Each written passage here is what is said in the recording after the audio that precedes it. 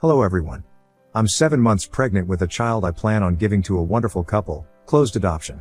I made this choice because the child was the product of non-consensual sex. I didn't press charges because I was a bit of a party girl and didn't think I would be believed. I honestly have no idea who the guy was. I just remember trying to push him off and being too drunk to do so. My choice to not press charges. My choice to keep the pregnancy. My choice to adopt out. I am comfortable with these choices. They are private and personal and I am keeping most of this to myself. My asshole friends and coworkers have turned it into a game. I was hiding the pregnancy until I started really showing a couple weeks ago. I get that people are curious about it. It's rather surprising. But I saw a betting pool being passed around the office. They are placing bets on who is the father. I was shocked and a little hurt. My friends are also curious. I have one close friend who basically knows everything. She's going to be in the room for the birth for me, and she's not telling anyone. So, rumors are starting. One terrible rumor is that it's my, now former, friend Karen's husband Troy's baby. Karen called me in tears. I went over to her house to tell her to her face it wasn't possible. She demanded to know the truth. I told her it was none of her business and she blasted me on FB. Some friends have been really nice to my face but everything gets back to me eventually. Some people are saying that I'm a paid surrogate. I guess that one is okay. I hate that people are talking about me like this. I made one blanket statement on FB yesterday. I guess I can't hide it anymore. Yes, I am pregnant. I am giving a lovely couple the child they have tried to have for years. It's very personal and private and I ask that you all respect that. It's got a bunch of comments but I haven't read them. I'm going to take a big break from social media. I don't know what else to do or say. I am uncomfortable with everyone's constant questions. I love my job and usually my coworkers. It's my hope that I can suck it up and go back to normal in a few months. Weirdly, I've got great inner peace with everything because I am so happy to be giving the adopting parents, who are the kindest men I have ever met, a kindergarten teacher and a social worker, something they could never have on their own. Here's what I need from the readers of this sub. What can I say that isn't a lie but will shut people up without giving out information I'm not comfortable sharing? I don't like calling her, the baby is female, an accident. The two people who know the whole truth, my friend and my doctor, immediately asked me why I didn't report it. I'm ashamed and humiliated. I really don't want to say much of anything. I think a big part of why this is so hard for me and those around me is that I'm usually really talkative and social. Loudmouthed. I'm in sales so now that I'm showing I'm also dealing with these questions from strangers too. Should I go to my manager about the pool? Laugh it off? Wait for it all to blow over? Update 1. Thank you so much for all the support. I'm glad I posted this. I had a good cry, took an antacid, or 4, and went to the owner, Jim. I told him the truth and I told him that I really didn't want the guys to know and I needed the jokes and talk to stop because it was hurting me. He hugged me and told me he was proud of me, which made me cry again. Fucking hormones. He gathered the staff and had a quick, what he calls come to Jesus, meeting. He announced that he would fire anyone who made me uncomfortable about my pregnancy on the spot and that all the money from the pool needed to end up on my desk, pronto. He was great. He didn't share any of my personal info, he just protected me and made it quick and easy. After we dispersed, he told me I could have an additional week paid medical. I already have 2 weeks sick/vacation I haven't used. I am going to text/talk to my friend and tell her she can subtly let people know what happened, especially Karen. This baby bump is sales gold. I just landed a big commission while sitting. I still think, as great as Jim is, I need to get out of this town. I'll always be a trailer park slut to people around here. My mama died when I was real young and I acted out a lot after that. Everyone knows what I did and won't let me forget. Despite working my ass off to graduate, working my way up to sales lead, buying my home and fixing it up myself. I'm sick of Oklahoma. I'm thinking maybe somewhere in Oregon or Washington. Real pretty up there. Again, thank you for all the kind and helpful advice. I feel so much better. This has always been one of my favorite subs to lurk. Thanks. Comments where Op has replied, Commenter 1, your friends and colleagues are assholes. Tell people simply that you are not sharing details. Keep it simple. Sounds like you do have one decent caring friend. After this was over I would consider launching a fresh start. Given the circumstances of the pregnancy and how everybody is reacting, at least get some counseling to deal with this and maybe plot out some goals and desires for the kind of life you really want. Sorry you have had such a bad experience. Oop, I am thinking about a new start, actually. I love my field, building material sales, and can do it anywhere. I don't have any family. My house would sell for double what I owe. I've been researching towns that I've always liked. My doctor gave me a referral for a therapist, but I wasn't interested. Maybe I should give it a go. Thanks. Oop on why she chose not to reveal anything to her friends about her unplanned pregnancy. Oop, I really don't want people knowing what happened to me. Like I said in my post, the first reaction was, why didn't you report it? I hate that I didn't. I hate that some dude is out there, thinking he can do that. I hate that I used to drink so much. I hate that because I used to drink a lot and hook up a lot that people think so little of me. I just don't want everyone to know. I don't want this little girl to ever find that out. Did Oop report the situation to HR? Oop, we're a smallish outfit. We don't have an HR. We have an owner-manager, who I really respect and is kind of like a second father to me. We're 7 guys and me. I've always been one of the guys about this kind of stuff. I should go to the owner and tell him what's up. I've been avoiding him. I've been avoiding everyone. I don't want to be pitied, but this shit it worse. I'm all over the place, sorry. I'm shut in my office with the worst heartburn I have ever felt, trying not to cry. Oop should consider about leaving her job. Oop, I still have to work with these guys for another couple months, 40 to 50 hours a week. Maybe longer, I'm still deciding. They just got their PP smacked by work daddy for being insensitive in a place where we regularly tease each other for everything. They did something stupid, but I still want to get along with them. Update 2. Hey guys. I had a few PMs asking for updates and how everything went. It's been a wild ride. I'm posting this from a freezing, but spectacular, beachside hotel on the coast of Oregon. I had a job interview this morning that I feel really great about and 2 more lined up. My house sold fast and I have some money to live on and start fresh. And do I ever need a fresh start? A few days after I made that post, rumors started up again. I was pregnant with my boss's baby, some of you called that. And then it was a coworker's. And then my friend's husband again. To save face, I asked my friend to tell the right blabbermouths the truth. That backfired. Hard. Someone, or some people, I don't know, started posting on Craigslist about me and the baby. There's this section called rants and raves, but I guess people just post garbage there. I looked at some of the posts and someone really has it out for me. They said I was crying rape because I was too slutty to know who the father was. They called me the worst names. I flagged what I could, but new posts kept popping up. I tried to ignore it. I had a good friend write me this long-ass text about how I was making it all worse with my rape story. I was devastated. I guess my prior life and reputation are all people there will ever think of me. I kept my head down and just tried to forget it all.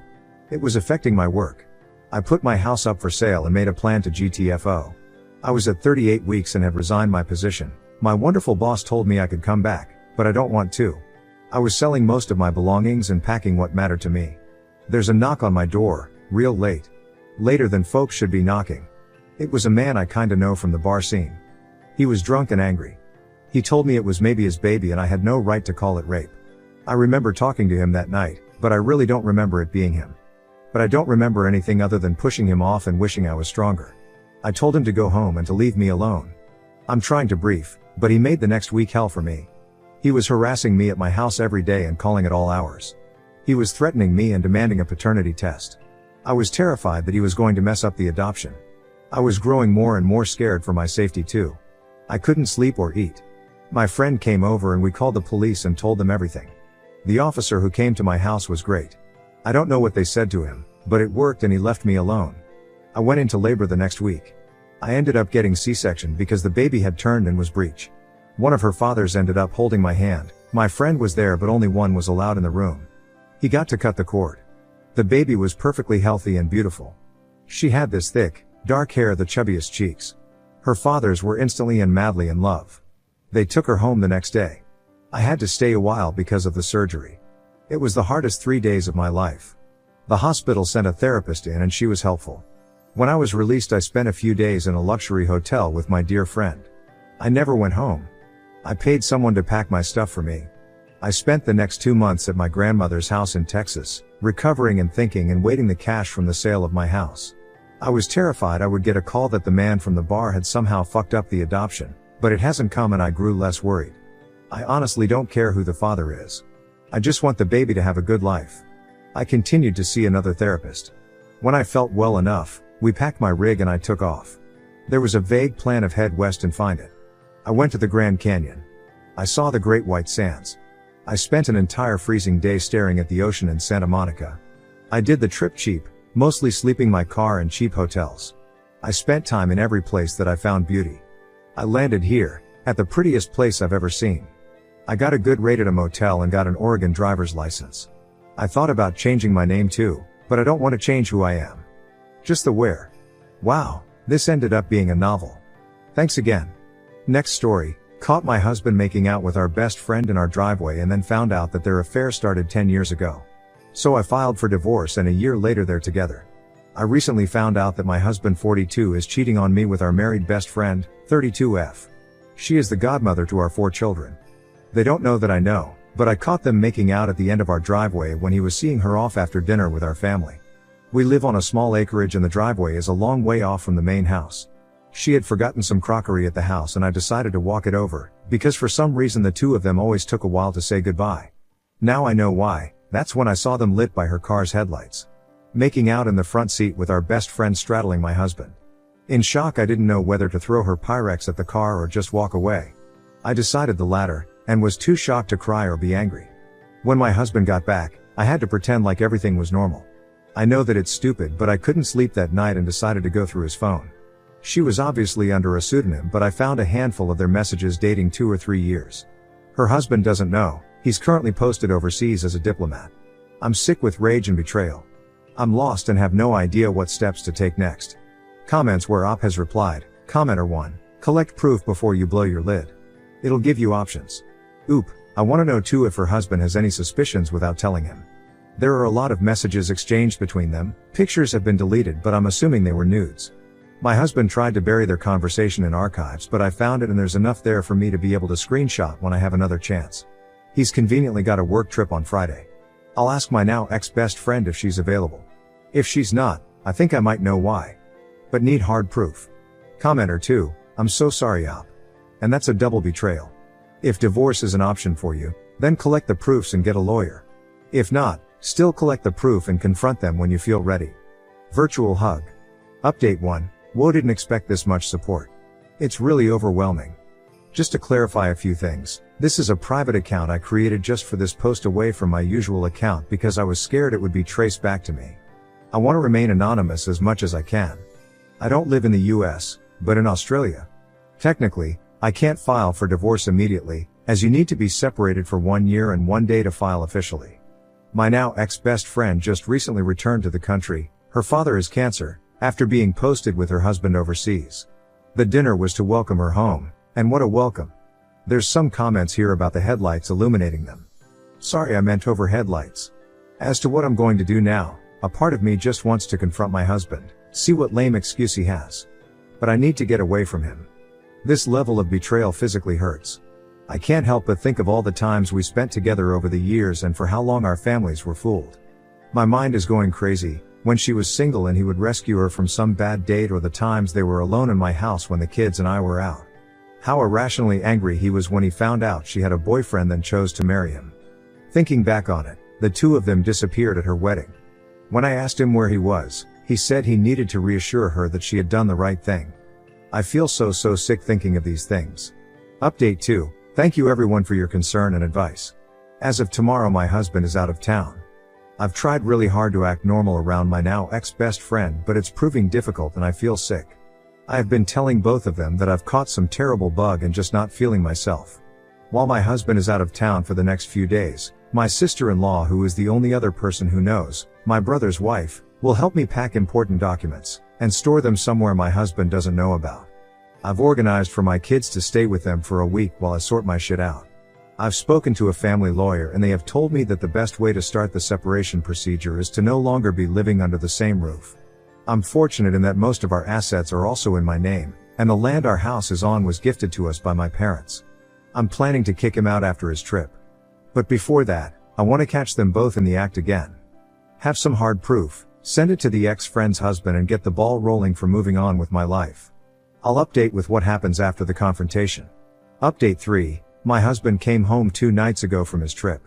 While he was gone, I had organized a lot of the important documents, e.g. financial, birth certificates, passports, anything that he could potentially use to try and get more than what he deserves. They are now safely stored and my kids have been staying with their aunt and uncle for the past few days. I had packed all my husband's things and he has been really good at keeping his tracks clean because there was no evidence of his affair within his stuff. I placed all his belongings in the garage ready for the confrontation with him. I was super nervous because I wasn't sure if I was making the right decision. Once he came home and I remembered seeing him kissing our best friend, I remembered the deep hurt they had caused. I was in our kitchen when he came home and he knew straight away something was wrong. During that week I had been distant and had barely answered his texts and screened his calls. I did answer every now and again and gave the kids a chance to speak to their dad.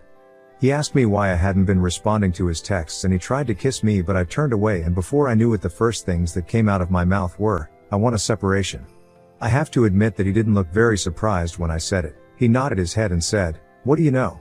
Which was just a punch in the gut, because I wanted him to deny it or say something like it was a one-off thing. I asked him to tell me everything, like when did it start? And he said they started about 10 years ago. At first it was flirtatious messaging and a sneaky kiss in the office when they briefly worked together, and the affair was on and off. She apparently always felt guilty, and her way out of that was to marry the next man that was interested in her and proposed. He admitted that they had sex on her wedding day, and when he is out of town they meet. At this point I couldn't breathe and I was sobbing. I hated that the next words out of my mouth was, "Did you even ever love me?" He hesitated and said yes of course, but he was never in love with me the way he was with her. I cleared my throat and had said to him that he should tell her husband. There is no point hiding it anymore. I told him that all his stuff was in the garage and he can find somewhere else to stay.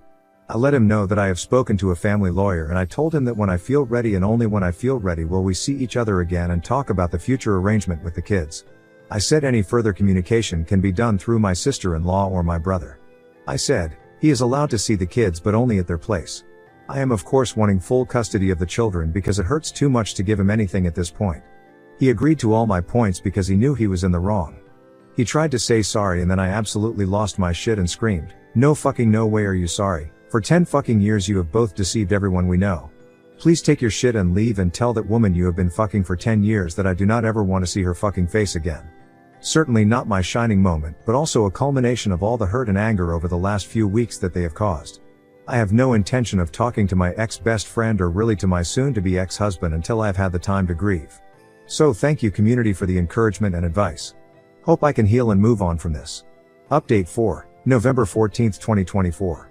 Thank you everyone who has been messaging over the last year to see how I'm going and asking for an update. It's been a crazy, painful year. But our divorce has been finalized. And I'm free. My ex-husband and my ex-best friend, as no surprise, are now in an actual relationship after the ex-best friend's husband found out about the affair. He divorced her, and since then we have met up for coffee to check in on each other and our mental health. He's been great, sending encouraging messages, and he lives overseas and from his Facebook updates has started dating again. So I'm very happy for him.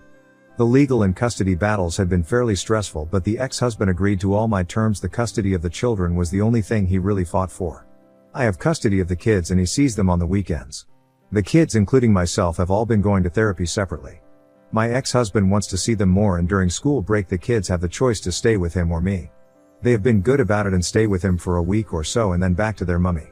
Apart from necessary conversation, I steer away from my ex-husband and the ex-best friend. It still hurts so much, and I understand that it will take some time to heal. But I am letting go, because I don't want them to have that level of influence over my life. I decided to sell the property we were living in and move closer to family and friends because, as you know, it takes a village. And I have been extremely grateful for the support I have received over the last year. I'm tearing up just as I'm writing this, knowing that I couldn't go through all of this without my loved ones. And for myself, I am happy overall, still a work in progress but grateful for life. The kids and myself have been enjoying life, and when we have the time and the money, try and take little trips here and there so the traumatic events of the divorce doesn't linger and can be replaced by good memories. Memories where they spent road trips and adventures with their mom.